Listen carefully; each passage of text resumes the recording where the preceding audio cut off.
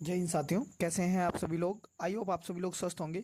आपके अपने परिवार TWA में मैं सचिन आपका हार्दिक स्वागत करता हूं। SSC GD 2025 को टारगेट करते हुए जीके जीएस का प्रैक्टिस सेट नंबर हम लोग 6 करने वाले हैं, जो PYQ क्वेश्चन रहने वाला है। ये क्लास आपको पर डे 1 बजे देखने को मिलने वाली है। तो इस सेशन को लाइक और चैनल को सब्सक्राइब नहीं किया तो सब्सक्राइब जरूर कर लें। तो शुरुआत करते हैं आज का सेशन, जिसमें सबसे पहला क्वेश्चन है,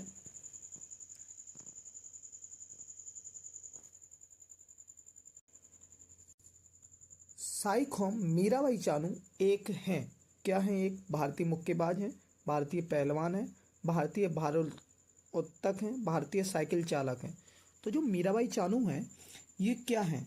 जो भारत की हैं, ये किस गेम से संबंधित हैं?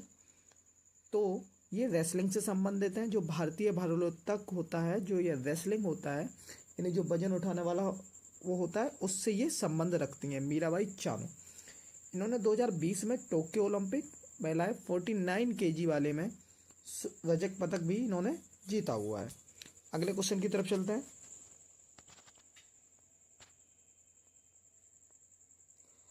सेकंड क्वेश्चन है, आंतरिक दृष्टिकोण वाली व्यापार रणनीति में विदेश प्रतिस्पर्धा से घरेलू उद्योगों की रक्षा के लिए उपयोग किए जाने वाले दो मुख्य रूप कौन कौन से हैं? शुल्क और सब्सिडी, कोटा और सब्सिडी, शुल्क और मूल नियंत्रण, या शुल्क और कोटा। तो कौन कौन से हैं, हमें इसके राइट आंसर बताना है। तो इसका राइट आंसर कौन सा है? तो इसका राइट आंसर है ऑप्शन नंबर 4, शुल्क और कोटा। क्वेश्चन थर्ड है, निम्नलिखित में से किस देश के साथ भारत की खुली सीमा है? चीन के साथ, पाकिस्तान, म्यांमार या नेपाल। तो अगर हम बात करें तो भारत की जो खुली सीमा है वो किस देश के साथ है? तो जो भारत की खुली सीमा है वो नेपाल के साथ है। किसके साथ है? नेपाल के साथ। और ये संधि कब हुई थी? तो ये संधि 1950 में संधि हुई थी। कब हुई थी? 1950 में मैत्री संधि हुई थी, जिसमें भारत और नेपाल की खुली सीमा पर निर्णय लिया गया था, स्थापित की गई थी, जो 1950 में की गई थी। अगला क्वेश्चन है, भारत में वित्तीय वर्ष फिल इन द ब्लैंक्स लिया जाता है 1 अक्टूबर से 30 सितंबर, 1 अप्रैल से 31 मार्च, 1 जनवरी से 31 दिसंबर, 1 जुलाई से 30 जून। तो कब से कब तक लिया जाता है? जो वित्तीय वर्ष होता है वो किस टाइम से कब तक लिया जाता है? तो अगर हम इसकी बात करें तो ये 1 अप्रैल से 31 मार्च के बीच तक का लिया जाता है। रिकी केज को कौन सा एल्बम उनके तीसरे ग्रैमी अवार्ड दिलाएगा? Harmony of Elements, Divine Tides, Melodies of the Universe, Nature Symphony. तो कौन सा जो अवार्ड है जो उन्हें तीसरे ग्रैमी अवार्ड को दिलाने वाला है, वो है आपका डिवाइन टाइम्स। कौन सा है? Divine tides. नेक्स्ट क्वेश्चन है,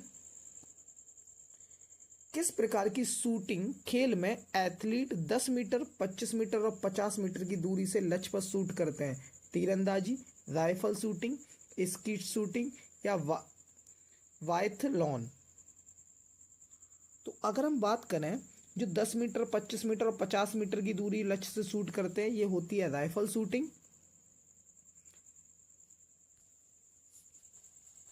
अगला क्वेश्चन है, कुडनकुलम परमाणु ऊर्जा संयंत्र किस राज्य में स्थापित है? केरल में, बिहार में, तमिलनाडु में, मध्य प्रदेश में। तो जो कुडनकुलम है, ये परमाणु ऊर्जा संयंत्र किस राज्य में स्थित है? केरल में है, बिहार में है, तमिलनाडु में या मध्य प्रदेश में। तो ये जो संयंत्र है वो तमिलनाडु में स्थित है। और ये कब, पहली इकाई इसकी कब आई थी? 2013 में, और दूसरी कब आई थी? 2016 में। तो पहले, सबसे पहले कब इसको शुरुआत किया गया था? 2013 में। उसके बाद 2016 में इसको स्थापित अच्छे से किया गया।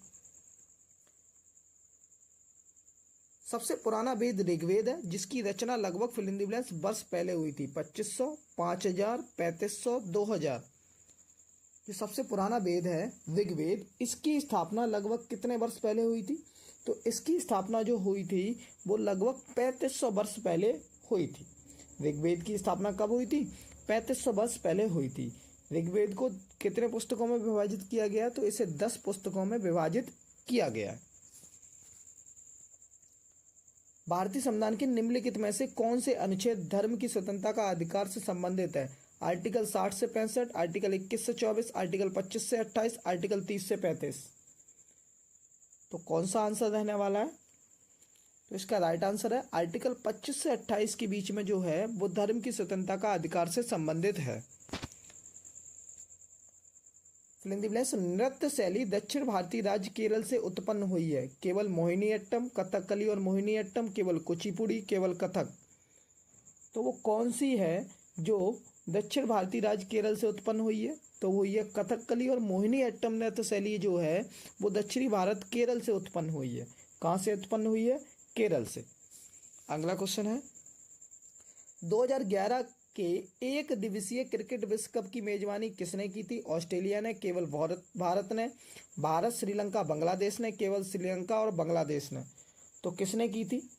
2011 के जो एक दिवसीय क्रिकेट विश्व कप हुआ था इसकी मेजबानी किसने की थी? तो इसकी की थी भारत, श्रीलंका और बांग्लादेश ने एक दिवसीय क्रिकेट विश्व कप की मेजबानी की थी। अगला है क्रिप्स मिशन भारत में किस वर्ष आया था? क्रिप्स मिशन जो था वो भारत में किस वर्ष आया था? तो अगर हम क्रिप्स मिशन की बात करें तो ये भारत में 1932 में आया, 22 में, 52 में या 42 में। तो क्रिप्स मिशन जो भारत में आया वो 1942 में आया था। क्रिप्स मिशन भारत में कब आया था? 1942 में आया था।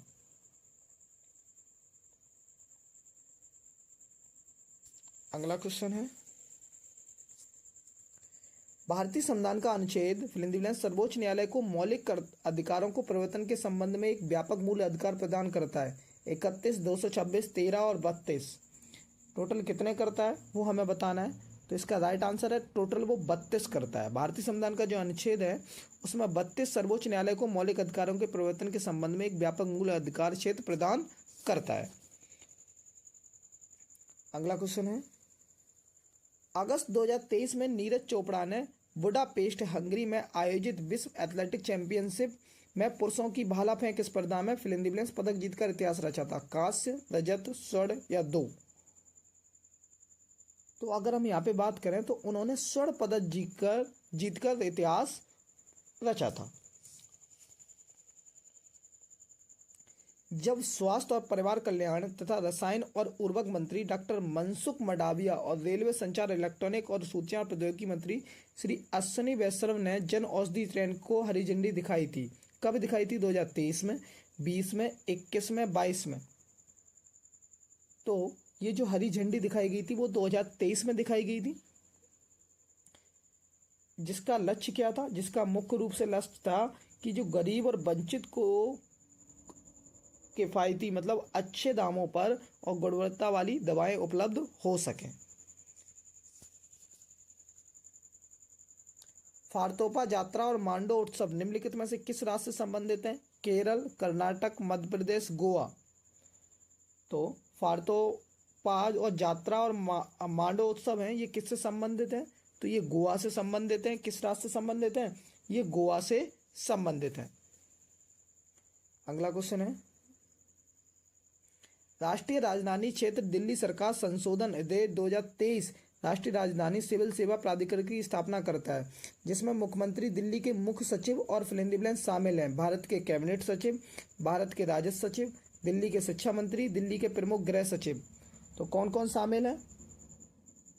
तो अगर हम इसकी बात करें तो इसमें ऑप्शन नंबर जो 4 है वो एकदम करेक्ट है। दिल्ली के प्रमुख गृह सचिव भी इसमें शामिल है। अगला क्वेश्चन है निम्नलिखित में से कौन सी गैस ठंडा और संकुचन होने पर गैस से सुपर क्रिटिकल द्रव अवस्था में बदल सकती है? ऑक्सीजन, हाइड्रोजन, कार्बन डाइऑक्साइड, भाप। तो कौन बदल सकता है? तो इसका राइट आंसर है कार्बन डाइऑक्साइड बदल सकती है। अगला क्वेश्चन है 2011 की जनगणना के अनुसार भारत की जनसंख्या 121.1 करोड़ थी, जिसमें महिला संख्या कितनी थी?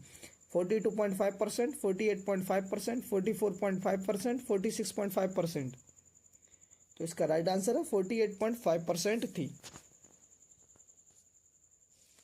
अनुच्छेद 43 राज्य ग्रामीण क्षेत्रों में व्यक्तिगत या सहकारी आधार पर कुटीर उद्योग को बढ़ावा देने का प्रयास करेगा। यह सिद्धांतों पर आधारित एक निर्देश है। बौद्धिक, समाजवादी, गांधीवादी, उदारवादी। तो इसका राइट आंसर है गांधीवादी। ये थे top 20 question GK GK GK और जीएस के। सेशन अगर पसंद आया हो तो सेशन को लाइक और शेयर जरूर करें। मिलते हैं नेक्स्ट सेशन में, तब तक के लिए जय हिंद, जय भारत।